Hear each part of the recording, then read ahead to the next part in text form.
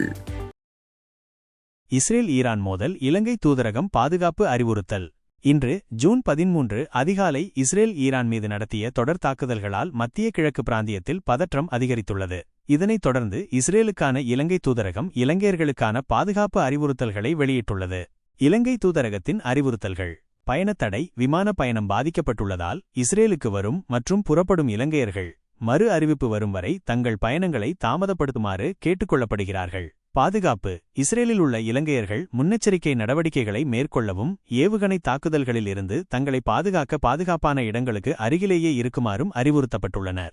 அவசர தேவைகள்: குடிநீர் மற்றும் உலர் உணவை எப்போதும் கையிருப்பில் வைத்திருக்குமாறு தூதரகம் வலியுறுத்தியுள்ளது.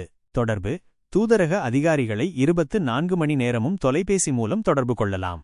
மோதலின் பின்னணி மற்றும் தாக்கம்: ஆபரேஷன் ரைசிங் லயன் என பெயரிடப்பட்ட இந்த இஸ்ரேலிய தாக்குதல்கள் ஈரானின் அணுசக்தி நிலையங்கள், ஏவுகணை தொழிற்சாலைகள் மற்றும் இராணுவ தலைமையகங்களை இலக்கு வைத்ததாக வெளிநாட்டு ஊடகங்கள் தெரிவிக்கின்றன. இந்த தாக்குதல்களில் ஈரானிய புரட்சிகர காவல்படையின் தலைவர் ஹொசைன் சலாமி மற்றும் இராணுவ தளபதி மேஜர் ஜெனரல் மொஹமட் பகேரி உள்ளிட்ட பல முக்கிய இராணுவ அதிகாரிகள் மற்றும் அணுசக்தி விஞ்ஞானிகள் கொல்லப்பட்டதாக ஈரானிய ஊடகங்கள் செய்தி வெளியிட்டுள்ளன. தாக்குதலின் தீவிரத்தை அடுத்து இஸ்ரேல் தனது நாட்டில் அவசரகால நிலையை அறிவித்துள்ளதுடன் அனைத்து பாடசாலைகளையும் மூடியுள்ளது. ஈரான் இதற்கு பதிலடி கொடுக்கும் என எதிர்பார்க்கப்படுகிறது.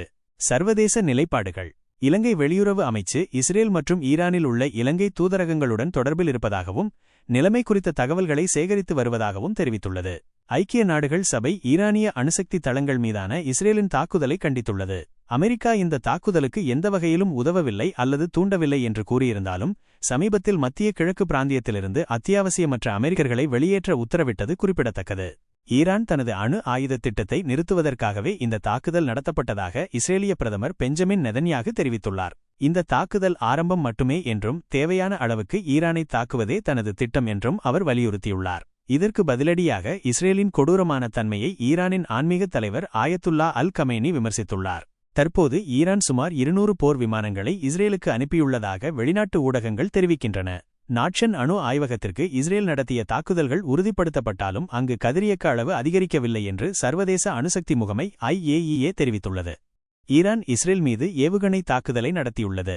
இஸ்ரேல் முழுவதும் சைரன் எச்சரிக்கைகள் ஒலித்ததோடு பொதுமக்கள் பாதுகாப்பான இடங்களுக்குச் செல்ல அறிவுறுத்தப்பட்டுள்ளனர். சிவப்பு கோட்டை தாண்டிவிட்ட ஈரானுக்கு மிகப்பெரிய விலை கொடுக்க நேரிடும் என இஸ்ரேல் எச்சரித்துள்ளது. ஈரானிய அரசு ஊடகமான IRNA நூற்றுக்கணக்கான பாலிஸ்டிக் ஏவுகணைகளை ஏவியுள்ளதாகவும் இது இஸ்ரேலின் தாக்குதலுக்கான தீவிர பதிலடி நடவடிக்கை என்றும் தெரிவித்துள்ளது.